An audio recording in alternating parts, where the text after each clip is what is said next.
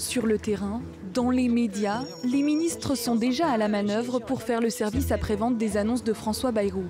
Ils ont 1 mois et demi pour convaincre. L'été s'annonce studieux pour le gouvernement. Et le Premier ministre lui-même compte bien montrer l'exemple. Pas question de prendre des vacances. Des explications de texte sont prévues dans chacun de ces déplacements qui se poursuivront tout l'été, annonce Matignon. François Bayrou est prêt à distiller ses arguments, à fédérer ses troupes. Objectif, la clarté, la transparence pour éviter des couacs, comme celui autour de cette mesure lancée cette semaine par la ministre du Travail. Monétiser la 5e semaine de congés payés, apparemment, même son collègue à l'économie, Éric Lombard, n'était pas au courant. La monétisation d'une 5e, ça je n'ai pas vu ça dans nos propositions. C'était pas dans le plan, à ma connaissance. C'est pas dans le plan. Le programme. Mais cela dit, on prend les idées, mais celle-là je l'ai pas encore. Je ne l'ai pas vue et elle n'est pas prévue. Aujourd'hui, Astrid Panosyan-Bouvet maintient, tout en restant flou. Encore une fois, je veux le dire ici, c'est une proposition qui est faite aux partenaires sociaux de négocier, parce que c'est comme ça que le dialogue social qui marche. S'ils veulent l'écarter, ils l'écartent. S'ils veulent en négocier, ils négocient. Un plan de redressement visiblement à la carte qui devrait donc évoluer cet été au gré des négociations, avec tout de même un credo, travailler plus.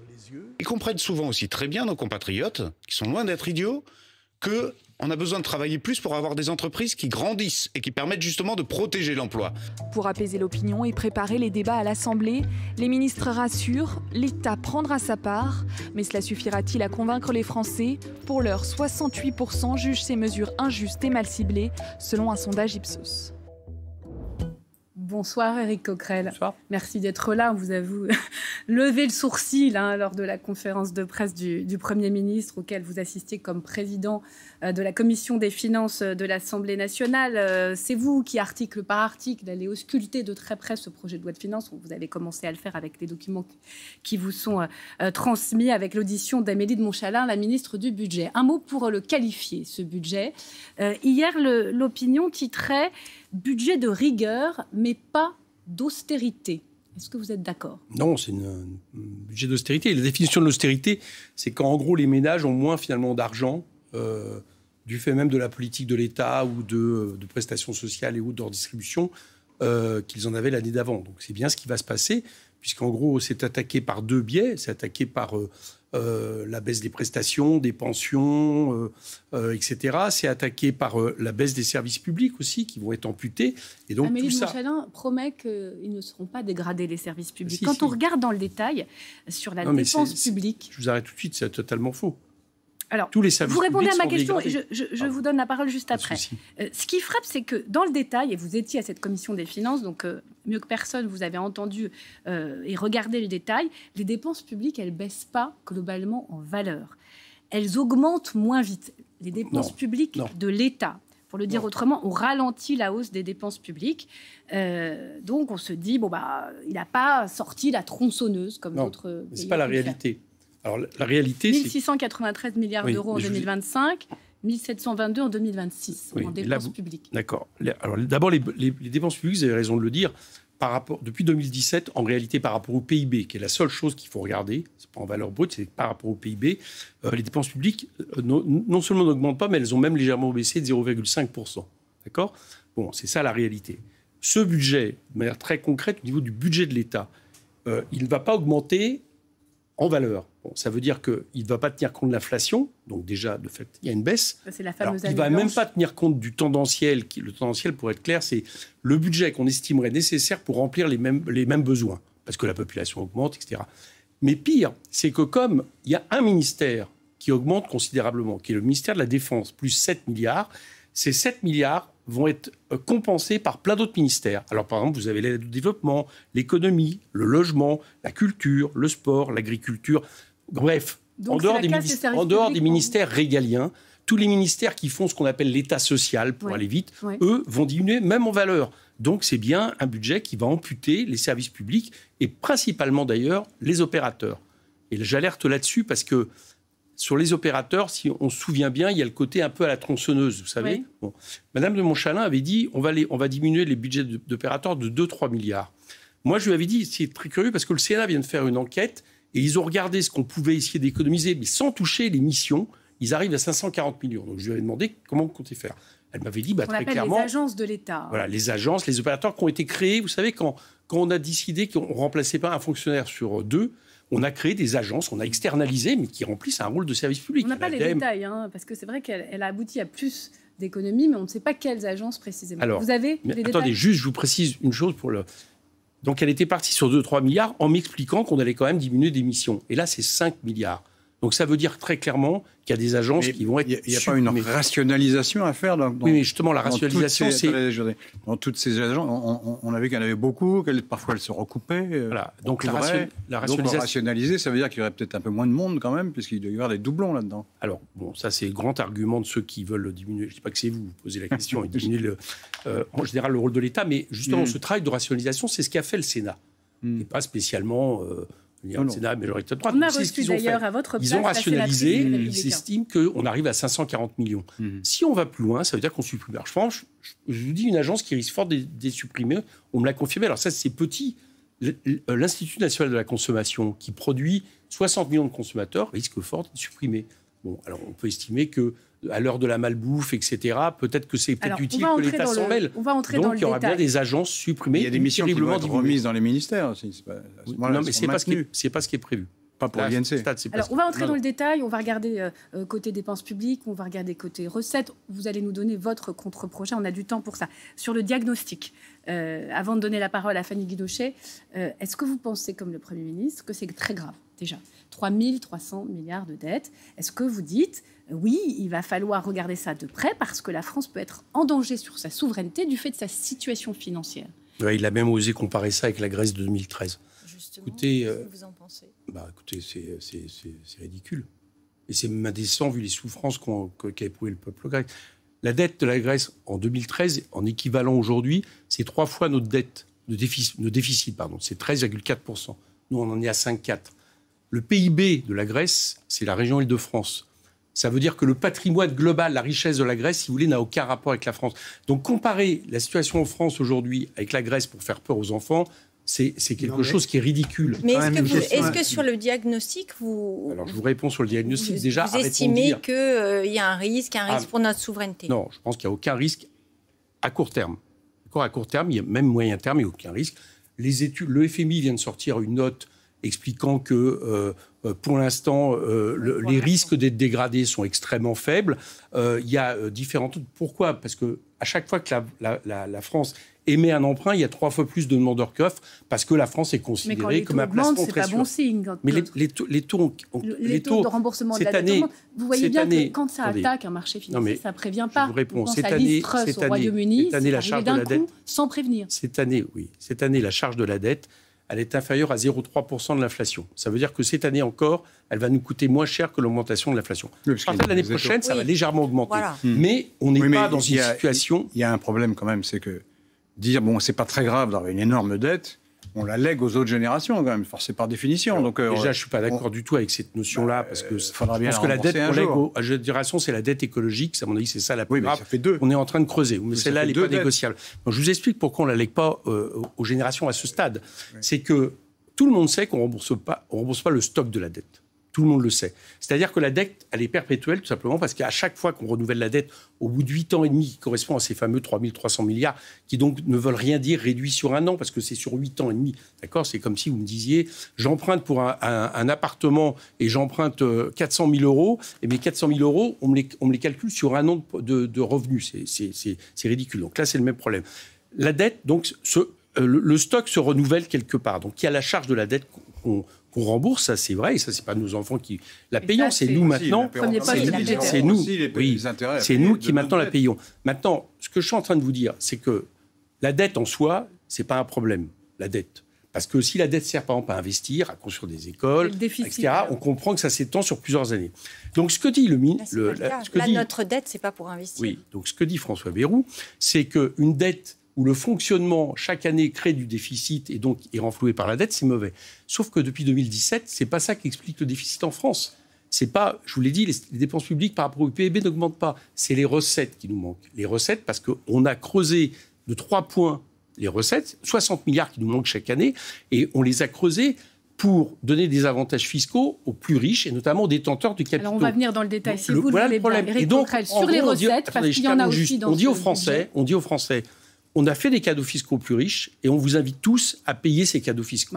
Bon, on va revenir sur la question de la justice fiscale. C'est vrai que si ce budget n'est pas aperçu par les Français comme juste, il aura deux murs, celui de l'opinion et celui du Parlement. C'est une évidence. Parlons des mesures qui crispent le plus, à en voir les sondages dès aujourd'hui, concernant le travail. La suppression des 2 jours fériés, déjà.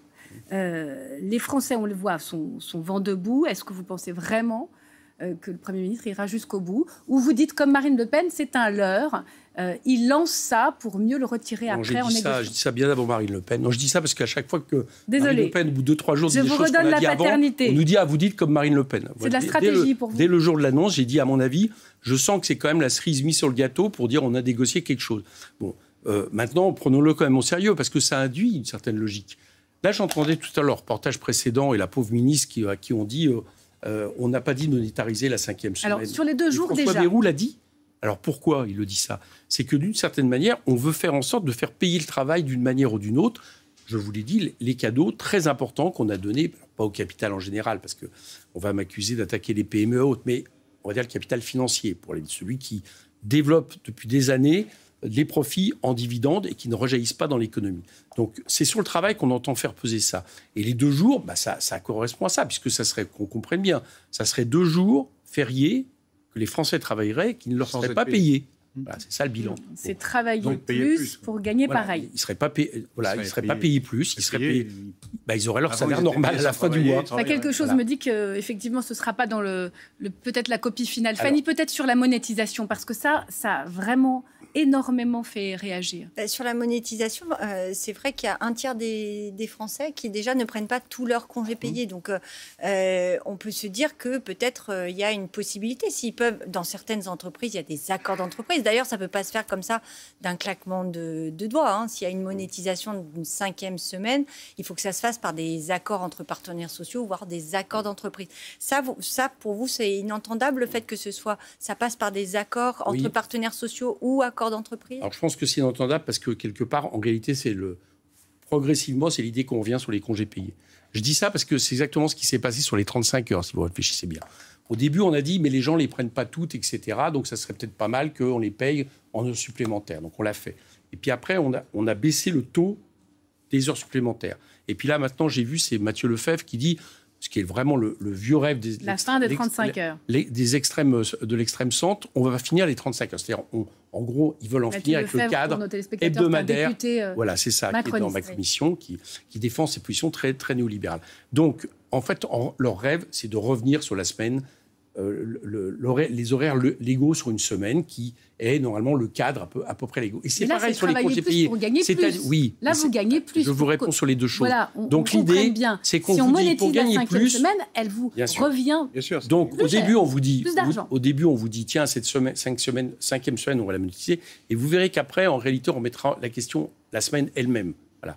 Comme mais surtout, Éric Coquerel, c'est marrant que vous disiez ça, parce qu'en fait, quand vous dites ça, on a l'impression qu'il faudrait absolument baisser le taux horaire. Mais la réalité, c'est que les pays qui fonctionnent très bien économiquement travaillent plus que nous. On des taux horaires. Si, les États-Unis, c'est manifeste. L'Allemagne, c'est manifeste. Donc, moi, je veux bien qu'on s'invente une économie. Je veux bien qu'on s'invente une économie. Non, mais moi, j'invente aucune économie. Si, puisque vous avez une vision de l'économie avec vos propres... Non, mais d'après ce que vous me dites. Voilà, mais vous l'inventez. D'accord. Non, je l'invente pas. Quand vous me dites qu'il n'y a pas de risque financier sur la dette, qu'il n'y a pas de risque de dérapage, je vois bien une position idéologique intellectuelle. Peur aux gens. Allez-y. Ah non, moi je fais pas peur. Moi c'est juste un constat. Je n'invente pas. Vous avez une vision de l'économie qui n'est pas la même que la mienne. Je vous ferai que ça soit de visions différentes. Allez-y. Ce que je constate, si vous voulez, c'est que la vision qu'a priori peut-être vous défendez, j'en sais rien, mais en tout cas celle qui s'impose, parce que alors là, François Bayrou, l'autre jour, il a présenté quelque chose, on a l'impression qu'il ne gouverne pas depuis 2017. Mais c'est la même politique, c'est une politique qui s'applique depuis 2017. Bon, c'est intéressant de voir le bilan, puisqu'on nous propose d'aller encore plus loin. Ça a changé en 2018. Vous conviendrez que la politique de l'offre, c'est vraiment 2017-2018, et ensuite ça change. Non, la politique, la grande tendance de cette politique... La baisse du coût du travail avec les aides aux entreprises. Elle est simple. Effectivement, il y a la parenthèse Covid, mais la grande tendance de cette économie, elle est simple, et elle a même été théorisée. Bruno Le Maire l'a théorisé, donc au moins c'est appréciable, on a un débat. Il dit il faut attirer les capitaux, Parce qu'une fois qu'on va attirer les capitaux, ça va créer de l'investissement et de l'emploi. Bon, le chômage a baissé. On a attiré. Mais non, le chômage, c'est pas vrai. Le chômage est en train de redémarrer. Il va être il redémarre. Mais il était au-delà de 10%. Les 2 millions d'emplois qu'on a créés, il y a 936 000 apprentis. Excusez-moi, les apprentis, je ne considère pas tout à fait que c'est les emplois tels qu'on l'imagine. D'accord. Il y a 700 000 auto-entrepreneurs. Les chiffres sont biaisés parce qu'ils sont gonflés par des biaisés. Et regardons maintenant le constat économique où on en est aujourd'hui. Très bien, on avance. Fanny Guinochet, je voudrais qu'on parle quand même de ce qu'il y a dans ce budget. En dessous de 10%, l'industrie, pour la première fois depuis la Ve République, est en dessous de 10% du PIB. Le chômage remonte. Le taux de pauvreté a explosé de 650 000 personnes l'an dernier, est à 15,4%. Et une chose qu'on ne cite souvent pas, et qui montre d'ailleurs qu'en plus cette politique qui consiste à dire on va faire travailler plus les gens sans qu'en réalité ça produise une richesse suffisante, c'est que la productivité pour la première fois en France baisse depuis 3 ans. Et ça a des conséquences, parce que si la productivité baisse, vous pouvez toujours forcer les gens à travailler plus en réalité. Mais c'est peut-être parce qu'on n'investit pas assez plus. Eh bien voilà, vous avez raison. Ça, investir, c'est la politique de l'offre. Eh bien, non, ce n'est pas forcément la politique de l'offre. Mais non, les Allemands, par exemple, là, vont investir considérablement. 86 milliards d'euros, non. C'est pas ils vont en réalité. Les Allemands, ils les ont. Les Allemands sont en train de investir dans les infrastructures et ils vont aider les entreprises. Qu'importe, ils vont mettre de l'argent public à hauteur de 86 milliards d'euros. Cette année, ils vont monter jusqu'en 129 milliards. Ils ont mis de côté la règle d'or pour relancer leur industrie. L'augmentation directe de salaire. C'est donc une politique de la demande. C'est pas une aide à la consommation. Oui, évidemment. C'est la relance. Alors, la relance par la demande. Attendez, essayons d'organiser cette discussion. C'est une politique. L'investissement, c'est pas la consommation. L'investissement, c'est la politique de la demande. Non, mais c'est une bonne chose que vous dites. La politique d'investissement, c'est une politique qui va créer de l'activité. Par exemple, moi, je pense que le grand oublié de ce budget, c'est l'argent pour la bifurcation écologique. L'an dernier, il y a eu moins de 2 milliards d'investissements. Pisani-Ferry, économiste qui lui aussi n'est pas un économiste insoumis, explique qu'il faudrait 37 milliards de plus par an pour atteindre seulement de l'État. Et il propose une taxe écologique sur les revenus. Et là, on est à moins 2 milliards. Si vous investissez pour la bifurcation écologique, en isolation thermique, en énergie renouvelable, etc., vous produisez de l'activité économique. Bien sûr, oui. Vous produisez de l'emploi. Donc, vous produisez de la croissance. Pour investir, il faut de l'argent. Donc, c'est bien une politique de relance. Si on creuse la dette, il faut des banques. Le plus grand problème... Oui, mais là, vous investissez en empruntant, alors. Alors, attendez. Les Allemands, ils ont de l'argent. Pas tous en même temps. Non. Je vous réponds à tout, justement. Je vous réponds à tout. Moi, je ne dis pas que la dette est bonne en soi. D'accord ? Je dis que la dette qui sert uniquement à faire des cadeaux fiscaux plus riches, elle est mauvaise parce que, je viens de le dire, leur politique d'offre qui pensait que ça allait ruisseler, en gros, n'a pas fonctionné. Bon, donc, elle n'est pas bonne. Oui. Alors, est-ce que maintenant, la question de la dette telle qu'elle est-ce qu'elle est à résoudre forcément en comptant sur une politique de l'offre, toujours, une politique de rigueur, dans les 2 ans à venir ? Je pense que ce n'est pas ça l'urgence. Ça ne veut pas dire qu'on n'entend pas produire une politique qui va créer de la croissance, donc des recettes, donc des cotisations, des impôts, et qui après permettra de réduire les déficits, mais ça veut dire qu'on ne va pas faire les choses à l'inverse. Vous allez nous expliquer comment vous relancez l'économie dans votre contre-projet. Vous faites en sorte de mettre de l'argent à l'investissement. Vous avez au moins 70 milliards à récupérer, d'accord, sur les cadeaux fiscaux qui ont été faits aux plus riches et aux grandes entreprises. Et je peux vous faire la démonstration pour revenir juste à 2017. Baisse de charges sociales sur les bas salaires. Allez-y. Les cadeaux aux entreprises. C'est un vocabulaire qui est un peu bizarre, franchement, parce que, par exemple, vous avez cité les renouvelables. On aide les entreprises qui font... C'est un cadeau aux entreprises ? Vous m'avez entendu parler de cadeaux ? Je n'ai pas dit ici.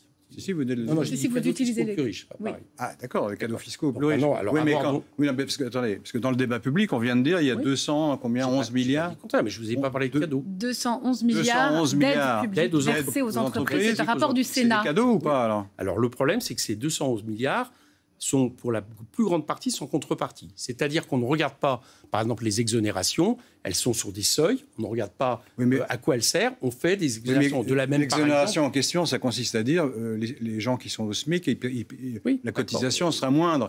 C'est une mauvaise idée, ça ? Oui, mais c'est du salaire différé pour moi, donc ça veut dire quelque part qu'on prend sur le travail. Oui, c'est une mauvaise idée parce que, je vais vous dire pourquoi. Oui, mais c'est fait pour aider l'embauche. Je vous dis pourquoi, c'est qu'à la place... Ça permet l'embauche. À la place, on prend de la TVA. C'est la TVA qui compose, c'est l'impôt le plus injuste, qui fait que notre économie... Pour vous, le coût du travail n'est pas lié à l'embauche. Oui, mais attendez, ça on n'a pas fini. C'est parce qu'on privilégie l'emploi, parce que c'est une mauvaise idée. Donc, Mais ce n'est pas ce qui s'est passé. Non, il y a toutes les études, y compris de France Stratégie, qui ont été faites. Il n'y a pas eu assez d'embauches, mais on ne l'aurait pas fait, il y en aurait encore moins. Ah ben ça, c'est un autre débat, mais ne voit pas de création d'emplois. Non, je veux bien la vérité qu'on me... Non, mais la vérité, c'est que France Stratégie, vous pouvez regarder les chiffres de la DARES. Non, c'est pas vrai. Liée, si. Écoutez, vous avez une excellente étude, franchement, allez-y, de France Stratégie. En tout cas, le chômage, il a baissé depuis 2 ans. Et le chômage a baissé. Il y a la tendance à remonter. Le chômage a baissé notamment parce que, je vous dis, on a créé 700 000 auto-entrepreneurs et je pense que c'est une catastrophe parce que ça ne cotise pas. Donc ça fait encore plus de trous dans la sécurité sociale, au-delà même du fait des conditions de travail des personnes qui travaillent là-dessus. On a dedans, il y a 936 000 apprentis. Et vous savez comme moi qu'on a changé les règles des retraites qui fait que ça baisse. Donc, et en plus de ça, malheureusement, je m'en félicite pas, mais ça va remonter à plus de 8% d'après l'INSEE l'année prochaine. Il nous reste une petite minute avant l'essentiel de l'actu. Oui, mais je réponds à la question parce qu'elle est centrale. Moi, je ne dis pas qu'il ne faut pas aider les entreprises, mais il faut les aider avec des choses en échange.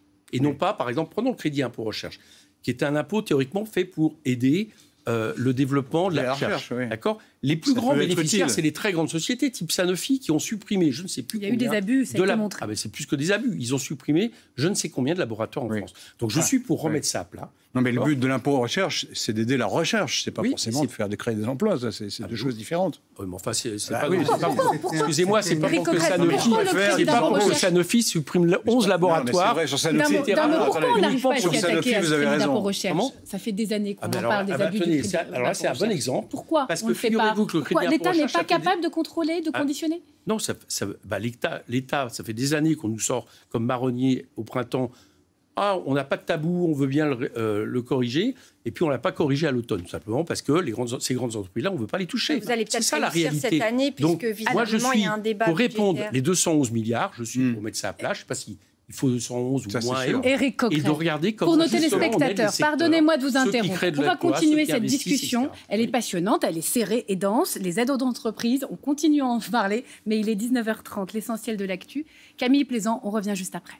Et la situation reste tendue ce soir à Martigues, dans les Bouches-du-Rhône. 340 soldats du feu sont actuellement mobilisés. 250 hectares de forêt ont brûlé.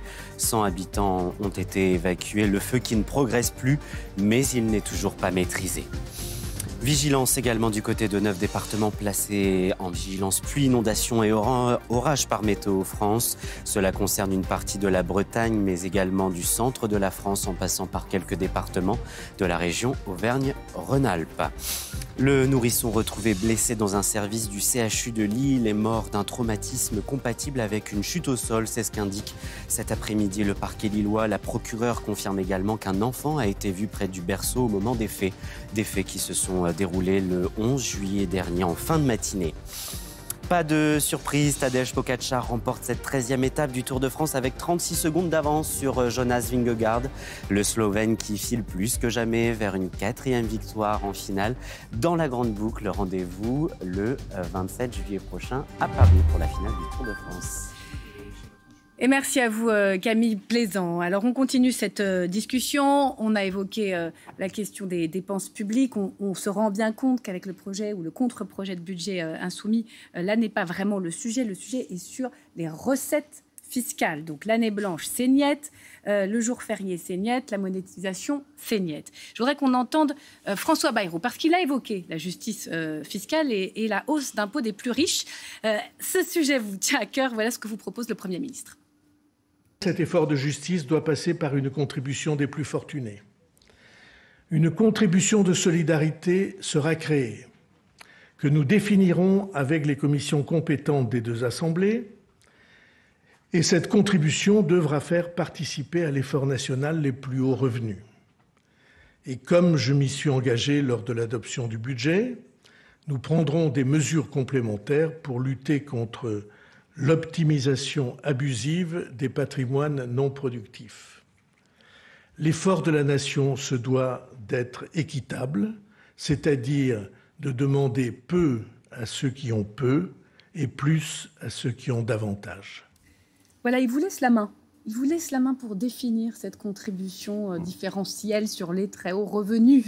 Mais il a fixé le niveau. Il a même mis en plus un mécanisme d'optimisation d'anti-optimisation. Ça veut dire qu'ils gardent les deux dispositifs. C'était plus que ce qu'on pouvait imaginer, en tout cas ce que les spécialistes, ce à quoi on pouvait s'attendre. Ça suffit pas. Alors d'abord, on ne sait pas trop parce qu'on a reposé les questions le lendemain à Amélie de Montchalin et manifestement, c'est pas très clair. Mais surtout, il a fixé le niveau.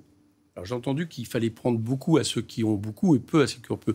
Mais c'est l'inverse de ce que fait le budget parce que les 44 milliards, en tout et pour tout, il y a 4 milliards qui vont être pris sur les ultra-riches. 10%. Et tout le reste va être pris sur tous les Français. Par exemple... Donc c'est 4 milliards avec ces deux contributions, c'est ça? Optimisation fiscale. On peut pas vraiment dire, si vous voulez... Alors, pas... si après ça, on regarde à qui a servi justement ces années Macron, on se dit que le moins qu'on puisse dire, c'est qu'il y en a qui, pour payer la note, vont s'en sortir bien par rapport à d'autres. Et les autres, c'est les classes moyennes, les classes populaires, les défavorisés, etc., qui, eux, vont payer cash. Prenons par exemple la question, vous savez, des retraites. Ils ont dit, pour l'abattement de 10%, ils ont dit, OK, on supprime l'abattement de 10%, mais on fait une baisse forfaitaire de 2000. Nous, on a regardé, au-delà de 1 600 € de retraite, vous allez perdre. Est-ce que vous croyez vraiment que les privilégiés, c'est les gens qui gagnent? Corriger. Comment? C'est vous, les parlementaires, c'est vous qui aurez la copie. Alors ça, c'est intéressant ce que vous dites. C'est exactement la méthode de Bayrou. Mais non, ça, c'est pas la méthode de Bayrou. À budget constant, vous avez la possibilité d'amender. Budget constant, oui, c'est ça. Donc on va accepter toutes les baisses et puis on va jouer dedans. C'est pas la méthode de Bayrou parce que cette méthode-là, nous, on l'a testée. On l'a testée sous le gouvernement Barnier. On a changé leur budget. L'Assemblée a changé le budget. Qu'est-ce qui s'est passé à la fin? On nous a fait un 49.3, on a remis le même budget. Donc ça va, si vous voulez, on a mis la loi spéciale. Oui. Non, ça, je vous parle au moment de Barnier, la loi spéciale. Oui, mais il va y avoir une espèce de deal non dit pour l'instant. Attendez, non dit pour l'instant, consistant à dire si vous faites suffisamment de changements, on ne votera pas la censure. Peut-être qu'il y aura une motion de censure. Mais par exemple, les socialistes, c'est eux qui peuvent changer d'avis sur la question.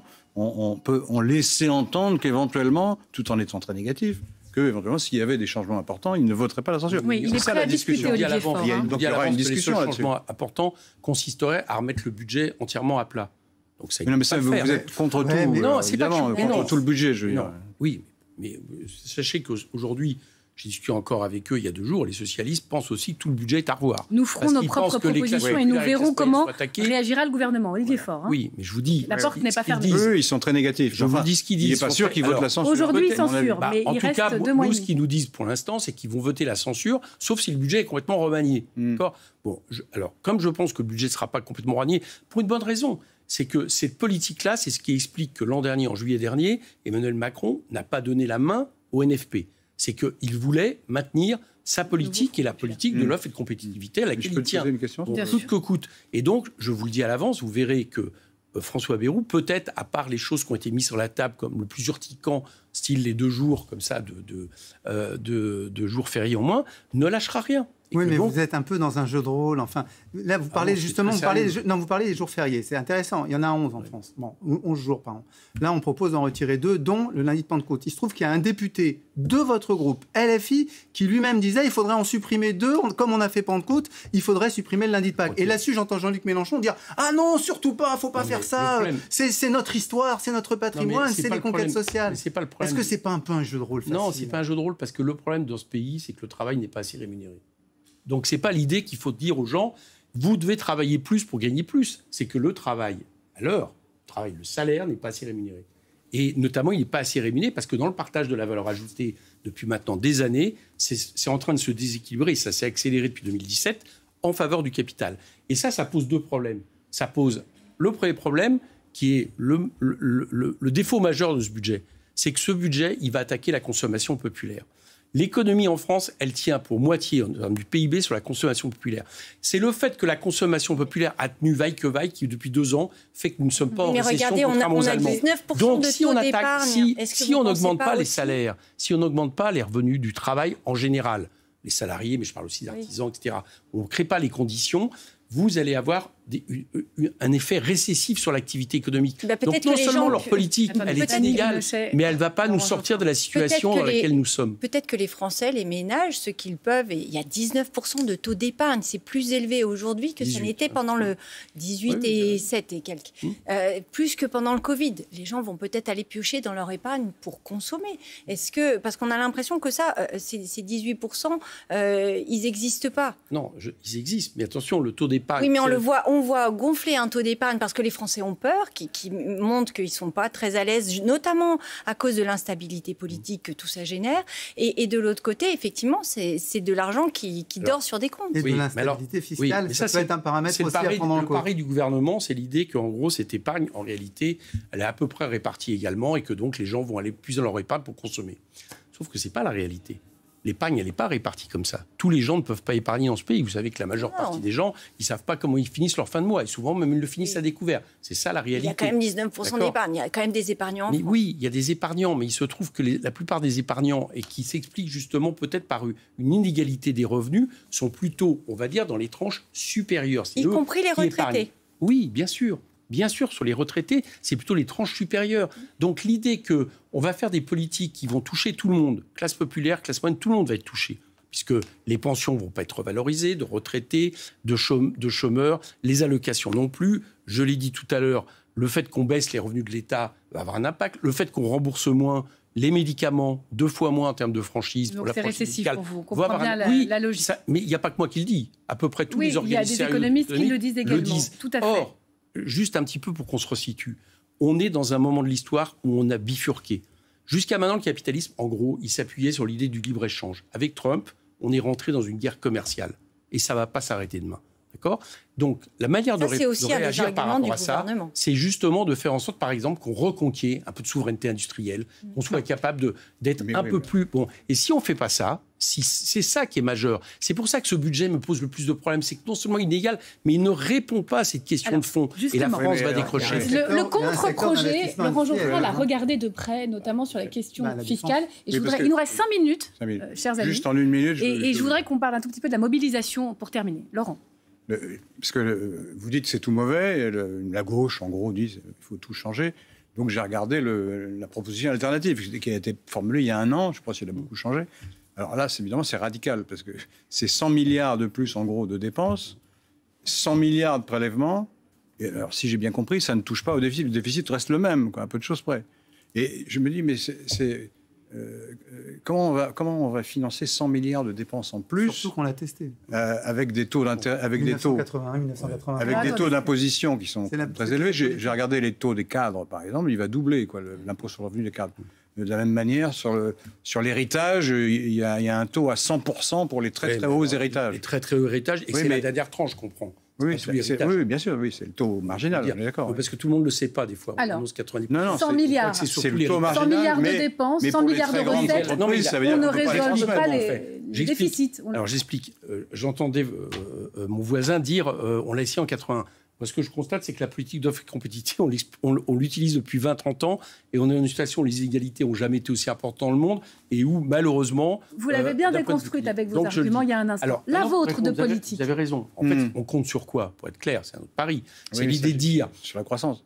Oui, c'est-à-dire l'idée que c'est une politique de relance.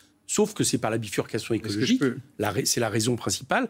Et cette politique de relance qu'on espère, c'est qu'en 4-5 ans, c'était, si vous avez regardé le tableau... 80, mais ça s'est traduit par un fort déficit de la balance des paiements, une hausse du chômage, une désindustrialisation, une explosion des petits emplois de services. Tout ce contre quoi vous vous battez aujourd'hui. C'est pour ça que je comprends pas tout à fait la logique. Mais je peux vous dire aussi que le gouvernement de la gauche plurielle qui fait les 35 heures, il y a la plus grande augmentation au nombre d'heures travaillées en France qu'on ait jamais eue. Jamais.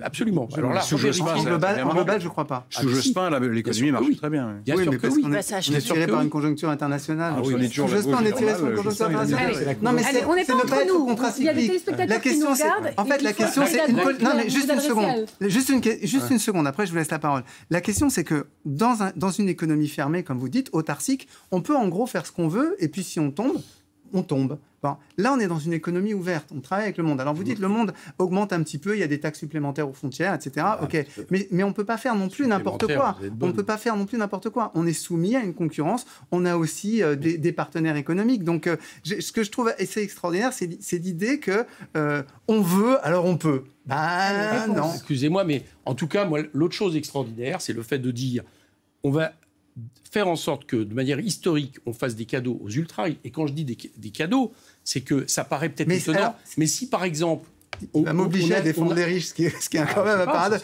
Mais non, mais parce que vous dites ça, mais vous faites comme si c'était pas de l'argent investi et réinvesti. Mais non, en fait, les très grandes fortunes sont celles qui réinvestissent le plus. Les très grandes fortunes sont celles qui réinvestissent le plus. C'est elles qui tirent le moins de leur capital. Elles mettent tout dans les groupes familiaux et dividendes en action. Que nous avons, je vous le dis, c'est que cette politique qui a été mise en place, qui fait par exemple que les 500 personnes les plus riches, d'accord, de ce pays possédaient 22% du patrimoine national. En 2017, elles possèdent 39%.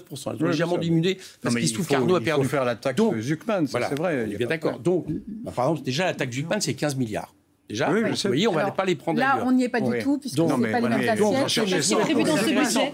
Et on ne va pas rouvrir le débat sur la taxe Zucman, on pourrait vous répondre. Je lui réponds juste sur un point. Il y a eu cette politique qui a été faite. Et dans l'espoir, c'était l'espoir. Et moi, je veux bien le croire, le maire. Il était honnête. Il me dit, c'est fait en sorte qu'ils investissent. Mais le bilan, c'est que la part d'investissement du privé en France depuis 2017, dans le total des investissements, recule. Et c'est l'investissement public, et notamment de les collectivités territoriales, qu'on va affaiblir, qui tient les choses. Oui, mais c'est important de le dire, ça ne marche pas. Argumentative. Il nous reste 1 minute. On va donc tout droit vers la censure. À ce stade, peut-être que ça bougera, mais vous déposerez une motion. Vous la déposez une fois que le budget est discuté ou avant ? Ça se discute.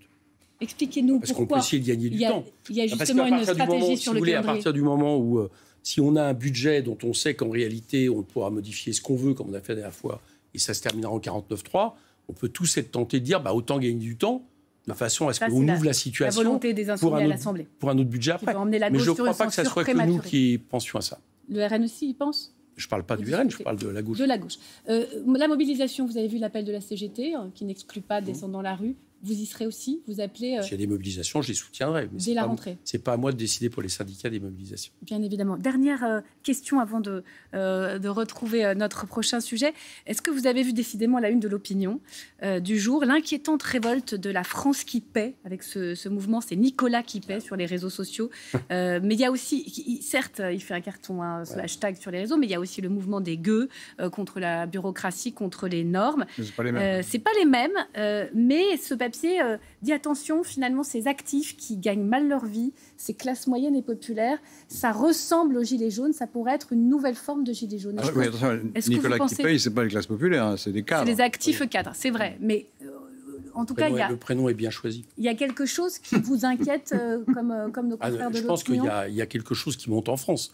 Et je ne dis pas que ça m'inquiète, parce que peut-être qu'à un moment donné, il va falloir une mobilisation sociale forte pour arriver à tout bouleverser. Vous pensez que les Français peuvent se révolter avant la présidentielle ? Il y a un rendez-vous dans les urnes ? Vous rêvez encore de révolution ? Oui, de révolution citoyenne. Vous êtes resté encore LCR, la Ligue, allez, on y croit, on y va. Moi, je crois par une révolution par les urnes. Je pensais que j'avais fait un social-démocrate. Je crois à une révolution... non, vous êtes trompé, mais je crois à une révolution par les urnes. Mais pour ça, il y a un rendez-vous, ça s'appelle la modification. En général, ça se passe par mobilisation sociale, et que je sache constitutionnellement, le droit de grève et tout ça est quand même respecté dans ce pays. Donc je pense que, vu là où on en est, on peut effectivement avoir un mouvement de type gilet jaune, parce que je vous assure que les gens considèrent que les gens n'en peuvent plus. C'est-à-dire qu'ils voient ces injustices. Est-ce que c'est le moment de faire une grande commotion politique alors qu'il y a une présidentielle dans un an ? Vous répondez, mais rapidement. Peut-être qu'il aurait fallu que Emmanuel Macron se rende compte il y a un an, quand il a dissous et qu'il a décidé de laisser les minoritaires continuer à gouverner. Merci infiniment. Merci beaucoup, Éric Coquerel, d'avoir été notre invité pour ce tour d'horizon sur ce budget et déjà la rentrée qui s'annonce musclée.